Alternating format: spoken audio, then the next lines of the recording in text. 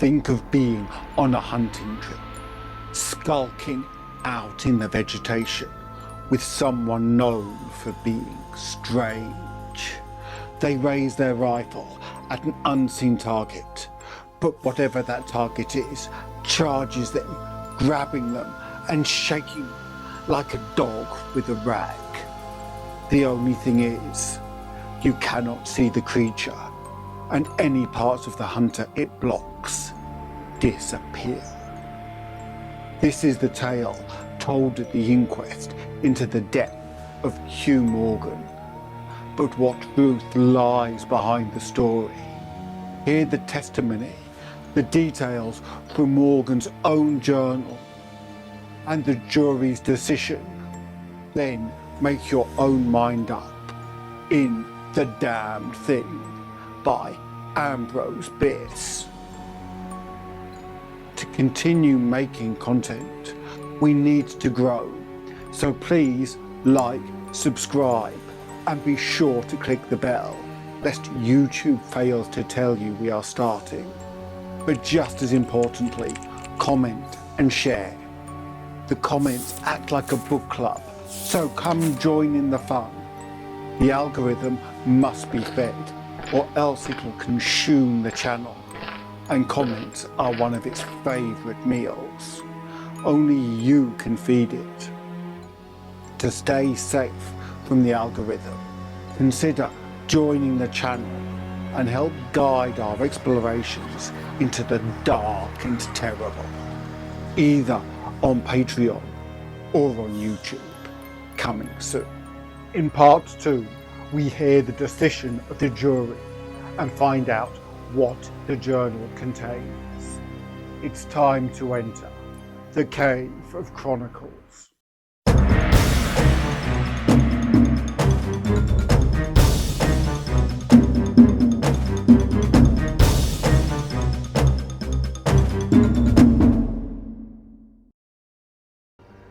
The coroner rose from his seat and stood beside the dead man. Lifting an edge of the sheet, he pulled it away, exposing the entire body, altogether naked and showing in the candlelight a clay-like yellow. It had, however, broad malcutations of bluish black, obviously caused by extravasated blood from contusions. The chest and sides looked as if they had been beaten with a bludgeon. There were dreadful lacerations. The skin was torn in strips and shreds. The coroner moved round to the end of the table, undid a silk handkerchief which had been passed under the chin and knotted on the top of the head. When the handkerchief was drawn away, it exposed what had been the throat. Some of the jurors who had risen to get a better view repented their curiosity and turned away their faces. Witness Harker went to the open window and leaned out across the sill, faint and sick. Dropping the handkerchief upon the dead man's neck, the coroner stepped to an angle of the room and from a pile of clothing produced one garment after another, each of which he held up a moment for inspection. All were torn and stiff with blood. The jurors did not make a closer inspection. They seemed rather uninterested. They had, in truth, seen all this before, the only thing that was new to them being Harker's testimony. Gentlemen, The coroner said, we have no more evidence, I think. Your duty has already been explained to you. If there is nothing you wish to ask, you may go outside and consider your verdict. The foreman rose, a tall, bearded man of 60, coarsely clad. I should like to ask one question, Mr. Coroner, he said. What asylum did your last witness escape from? Mr. Harker, said the coroner, gravely and tranquilly. from what asylum did you last escape? Harker flushed crimson again, but said nothing, and the 7 jurors rose and solemnly filed out of the cabin. If you have done insulting me, sir, said Harker as soon as he and the officer were left alone with the dead man, I suppose I'm at liberty to go. Yes. Harker started to leave, but paused, his hand on the door latch. The habit of his profession was strong in him, stronger than his sense of personal dignity. He turned about and said, The book that you have there, I recognize it as Morgan's diary.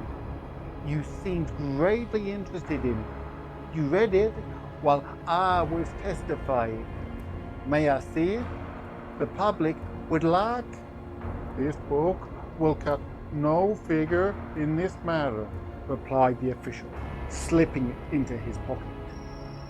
All the entries in it were made before the writer's death. As Harker passed out of the house, the jury re-entered and stood about the table on which the now covered corpse showed under the sheet with sharp definition. The foreman seated himself near the candle, produced from his breast pocket a pencil and scrap of paper, and wrote rather laboriously the following verdict, which, with various degrees of effort, all signed. We, the jury, do find that the remains come to their death at the hands of a mountain lion. But some of us thinks all the same they had fits.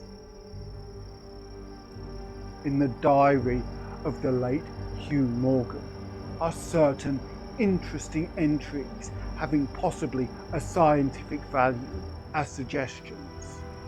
At the inquest upon his body, the book was not put in evidence. Possibly the coroner thought it not worthwhile to confuse the jury. The date of the first of the entries mentioned cannot be ascertained. The upper part of the leaf is torn away. The part of the entry remaining is as follows. Would run in a half circle, keeping its head turned always towards the centre, and again he would stand still, barking furiously. At last he ran away into the brush as fast as he could go. I thought at first that he had gone mad, but on returning to the house found no other alteration in his manner than that what was obviously due to fear of punishment. Can a dog see with his nose? Do odours impress some olfactory sensor with images of the thing emitting them? September 2nd. Looking at the stars last night as they rose above the crest of the ridge east of the house, I observed them successively disappear from left to right. Each was eclipsed but an instant, and only a few at the same time. But along the entire length of the ridge, all that were within a degree or two of the crest were blotted out, as if something had passed along between me and them, but I could not see it, and the stars were not thick enough to define its outline. Ugh, I don't like this. Several weeks' entries are missing, 3 leaves being torn from the book. September 27. It has been about here again. I find evidences of its presence every day. I watched again all of last night in the same cover, gun in hand, double charged with buckshot. In the morning, the fresh footprints were there as before. Yet I would have sworn that I did not sleep. Indeed, I hardly sleep at all. It is terrible, insupportable. If these amazing experiences are real, I shall go mad. If they are fanciful, I am mad already. October 3rd. I shall not go. It shall not drive me away. No, this is my house, my land. God hates a coward. October 5th. I can stand it no longer. I've invited Harker to pass a few weeks with me. He has a level head. I can judge from his manner if he thinks me mad.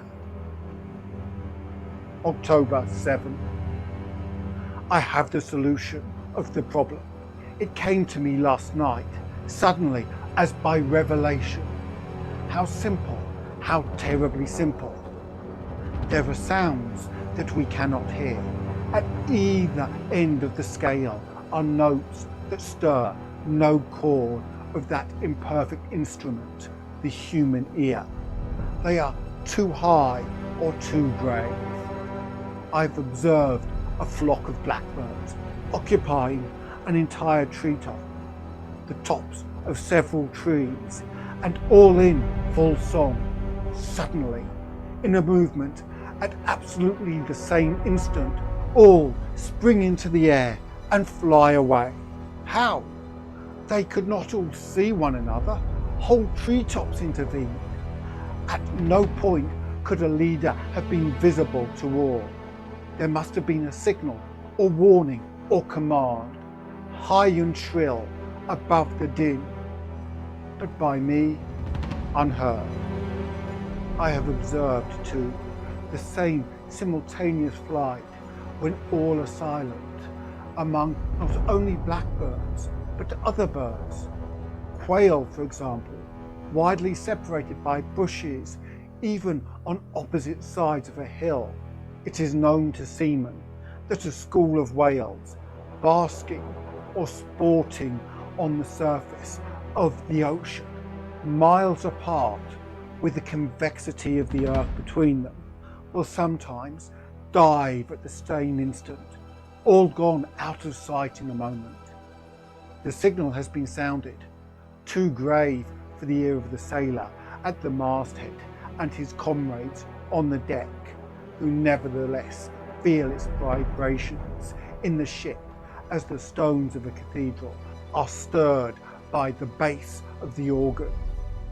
As with sounds, so with colours. At each end of the solar spectrum, the chemist can detect the presence of what are known as actinic rays. They represent colours, integral colours in the composition of light, which we are unable to discern. The human eye is an imperfect instrument. Its range is but a few octaves of the real chromatic scale. I am not mad. There are colours that we cannot see. And, God help me, the damned thing is such a colour. So ends The Damned Thing and the inquest into the death of Henry Morgan.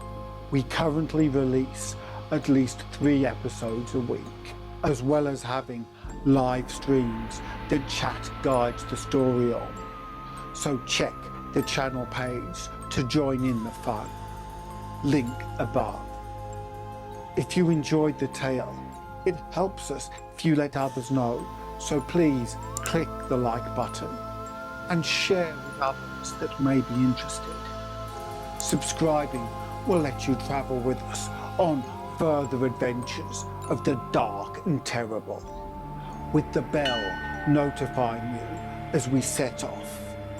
The comments are like the book club, where you can have fun discussions on the story and what you thought about it. There, you can also let me know if there are any specific stories you would like to see performed. I try and reply to every comment, so you will not be ignored. If you want to join our band of intrepid explorers, come visit us on Patreon or YouTube, coming soon. There, we have a Discord server where you can share in discussions and even help guide the choice of stories. There are a host of other insane benefits that will grow with the membership. There is even a free tier if you just want to show support while getting notifications and updates. But subscribing is more than enough if that is all you can afford. See the description for details of the Patreon and a link to Canje Studios to find out about modern board games where you can create your own dark and terrible stories. Click the end screen to subscribe, go to the next story in the series, or to hear about Derek the Dice. Until next time, farewell. But be ready with this. If you are attacked by something with an unseen colour, turn out the light. All colours are the same in the dark.